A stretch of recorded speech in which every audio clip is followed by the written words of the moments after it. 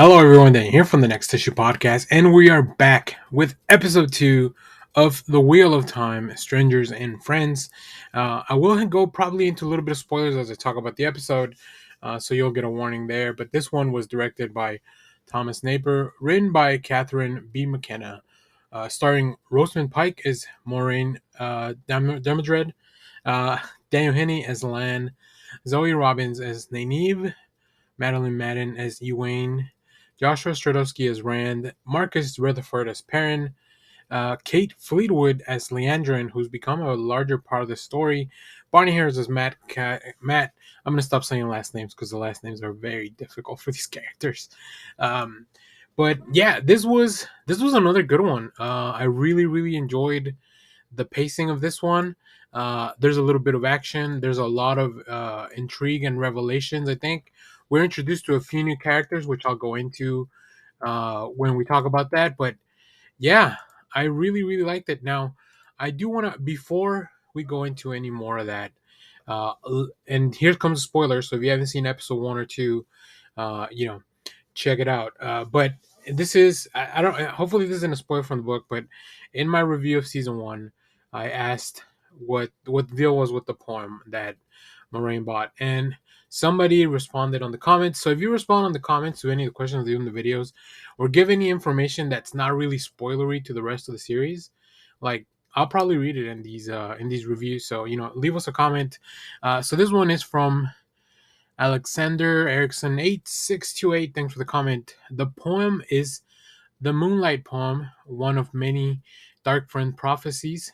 There are people that welcome the Dark One to crush the wheel. Many live in poverty and misery. The light has prophecies for how the dragon prevails. The last battle is how Moraine finds Rand in the first place. This prophecy talks about the Forsaken. These people left the light during the times of Luce, Theron, Thelamon, and the first dragon.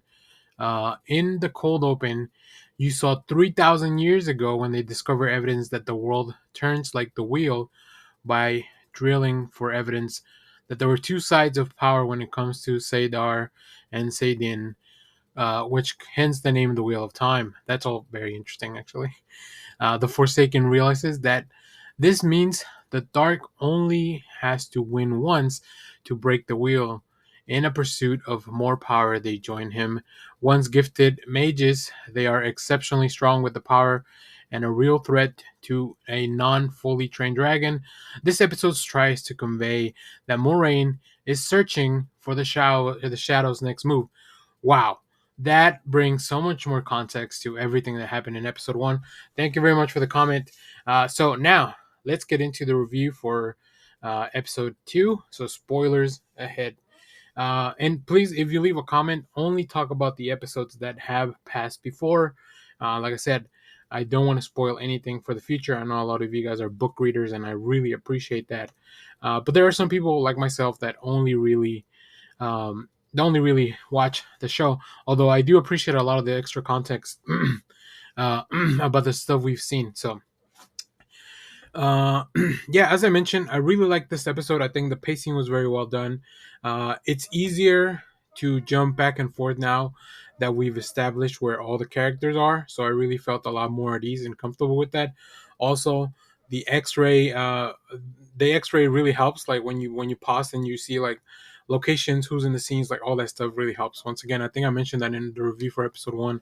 So this is a very fun way to watch this. I'm actually taking a lot of notes while I'm watching this show, which is not something I usually do for other review shows, but I'm really invested in this show.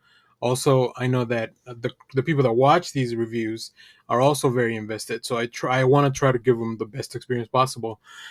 So let's get into what actually happened, and I'll talk more about my enjoyment of the episode and what I think of that.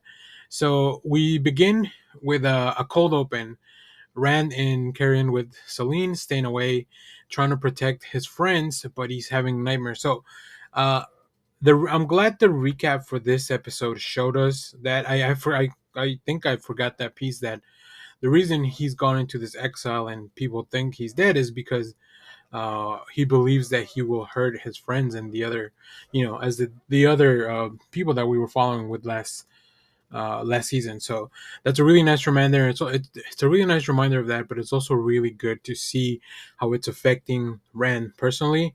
I'm really interested in his relationship with Celine because, as we'll see later on, things get hot and heavy. But yeah, great sound effects for this one. I love the audio mixing of the whispers and the music. Like that really adds a lot to the scene. Like it, even if it's a very more quiet scene with less action, I think it's really well done. So next, we finally get to the open. Lan and Moraine recover in Arafel, but Moraine feels like and knows that she has to return to the White Tower, even though she's been exiled.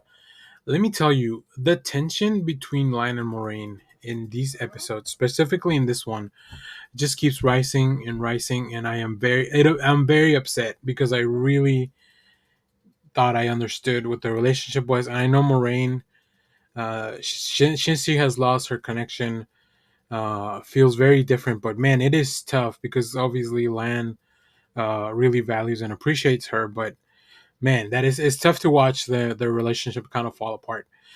We move on to the Westlands with Perrin and company as they track down a fade.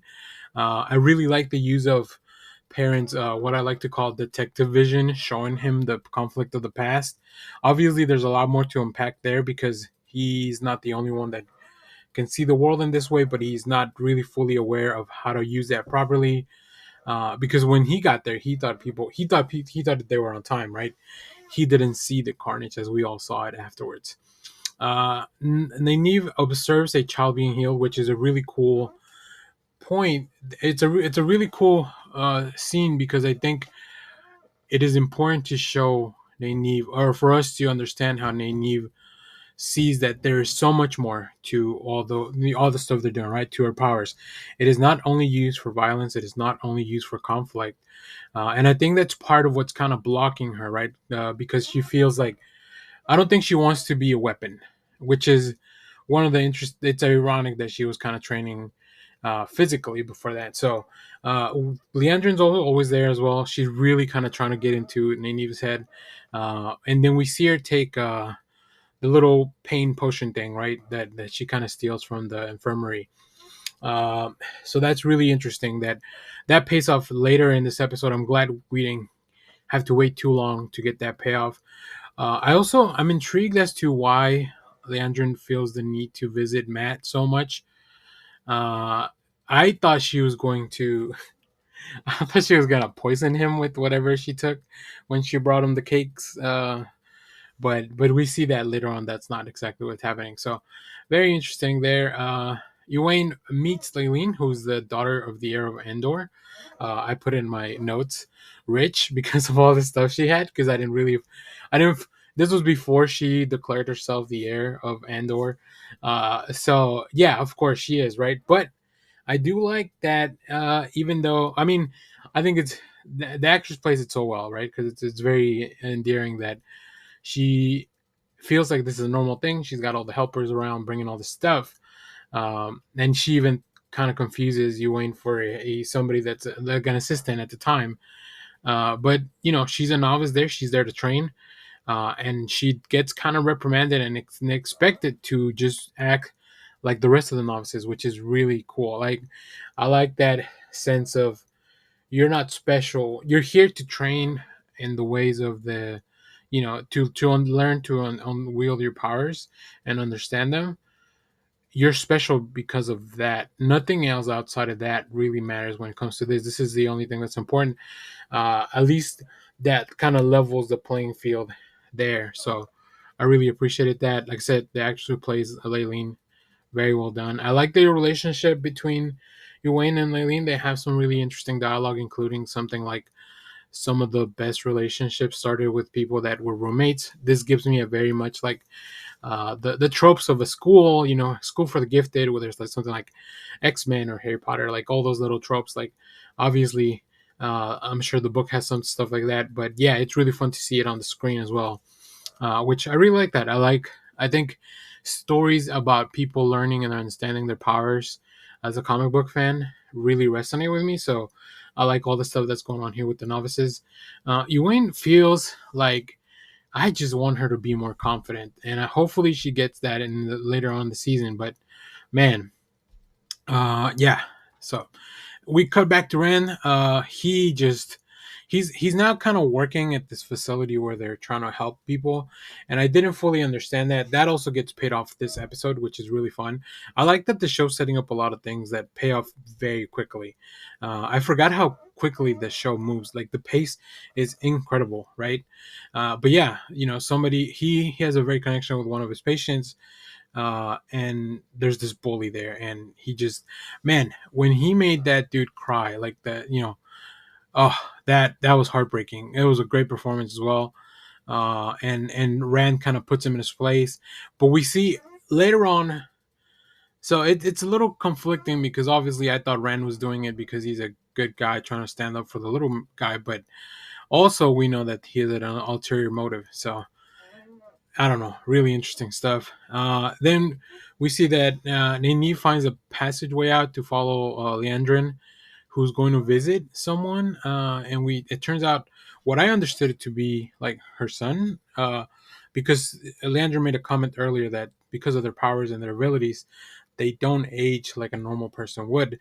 So if she at some point had a kid, this person could have grown like pretty much their full life, and yeah, they could have grown their full life, and she would still kind of look the same. So that's who the medicine was for, because this person is in pain, probably living out maybe the last of his days. Obviously, Nynaeve um, discovers this, and Leandrin snaps at him. So I don't know. I feel like that now that Nynaeve has something on Leandra, and maybe the relationship can balance out a little bit. We do see that this leads to Nynaeve kind of being fast tracked to be tested or whatever. So I don't know. We'll see how that plays out. I think the actress who plays Leandrin also, like, she just, everything like seems to me like ulterior motive. She's got another plan. So one of my favorite scenes was Matt meeting Min, when they're kind of like in each other's next to each other's cell. Um, but then we get a glimpse of Min has this ability to see into the future of someone, and we see a vision of Matt killing Rand. What the hell? With the same dagger that, I think it's the same dagger. Let me know in the comments if it's different. But man, what the hell? Like, when is that gonna come to pass? Like, how do Min's powers work? Like, do they always come true? These prophecies that she sees or these visions that she has? Yeah, wow. We get to. I'm gonna save this till there's still a couple of points I want to go over. Lan and Moraine finally have it out, and that was a heartbreaking scene. Just I feel for Lan. I don't know if Moraine's doing all this to protect them. That's my hope. But man, she just let him have it. Yeah, like kind of like it felt very Harry and the Hendersons. Like, get out of here. I don't know. I never liked you or anything. Like, you were just a tool for me, and that, man, that was, like I said, heartbreaking to see. Very well performed, though. I think Rosamund Pike is she's kind of the anchor of this whole show. Like, I think everyone else is delivering good performances, but man, she just really brings it. We see Perrin in the village ambushed by the soldiers of Ishmael, which when they show up in that big pyramid thing, ooh, man, things got going. So we'll see how that plays out. I feel for Perrin too. I feel like he's kind of got the short end of the stick with all this stuff, right? Some of his friends are off training. Rand's kind of having his own time. I didn't even mention that Rand, after he kind of beats the bully's butt, he goes back to Celine, and they that's when they have a little bit of an adult time, but which there's not a lot of romance in the show, which, so that's interesting to see, like, that relationship. Like, the show's not very focused on that, but I mean, it is there, right? So yeah, Perrin, man, I hope things turn out better for him. I don't even know who could help him out at this point. So, and then at the last, this is probably the big reveal of this episode.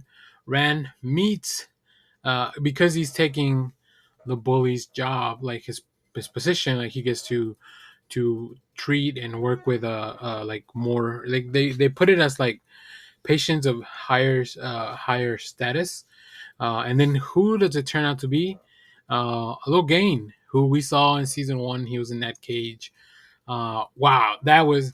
I was like, when I saw that, I was like, ah, this dude looks very familiar. So I paused it so I could see the name, and I was like, Logan, I've seen that name before. And then like all these flashbacks to the dude in the cage, like, oh man, yeah. What is Rand up to? What is his motivation there? What's his plan? We'll see. We'll have to check out episode 3 for that. So, yeah, this was a longer episode. Sorry that I went through so much, but I really want to cover a lot of this stuff in detail to tell you kind of the things I liked and didn't. But yeah, this episode, uh, I love the quick setup and a payoff like in the next sequence, right? Next time we visit those characters, it is funny that a show called The Wheel of Time kind of moves just through their characters, like if they are in, I don't even know if they're in the same order, but they're very similar. Like when we'll get to visit almost everyone every at least once around, which is really fun. So yeah, great episode. Can't wait to see what's going on. Episode 3 review should be out in the next couple of days, so we have a few days before episode 4 airs anyway. So I wanna take my time to watch the episode, take some good notes and all that. But if I asked any questions during this video, or if you can provide any further context that you think the show's going to skip, or maybe something they've already skipped that would provide more context to any of the things we talked about today, let us know down in the comment. If it's something very impressive, I'll definitely read it, and because I love having this conversation with the audience that loves and understands this franchise so much. So as always, thank you for watching, everyone. Remember to share, like, subscribe, hit the bell so you know when we go live. That is most Saturdays, 10 a.m. Central Standard Time. Stay tuned. We have more comic reviews, trailer reactions, TV recaps, all that fun stuff in the channel. Thanks for watching, everyone. Bye-bye.